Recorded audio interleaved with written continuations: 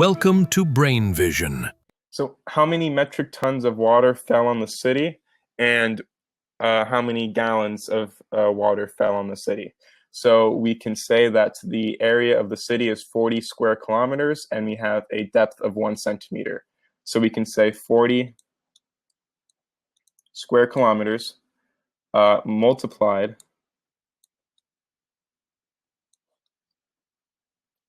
by 10 to the 5th centimeters for every 1 kilometer.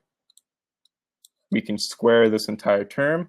We're going to multiply this by 1 centimeter, because that would be the depth, multiplied by 10 to the negative 3rd kilograms for every 1 centimeter cubed. This would be the density of water.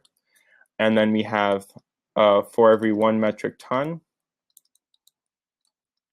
there are 1,000 kilograms, so 10 to the 3rd kilograms.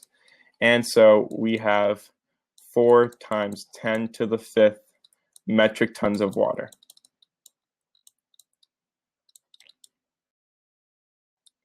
After that, we can do the exact same thing. However, we'll say 40 kilometers squared. We'll have the same conversion, 10 to the 5th centimeters for every 1 kilometer.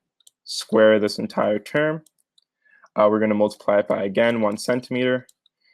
We can say that for every 1 liter of water, there are 10 to the 3rd cubic centimeters.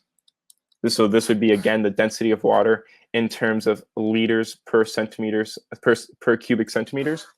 And then for every 1 gallon, there are 3.78 liters. So that would be the volume of 1 gallon of water, or just simply 1 gallon. And so in gallons, we have 1.06 times 10 to the 8th gallons of water on the city. That is the end of the solution. Thank you for watching.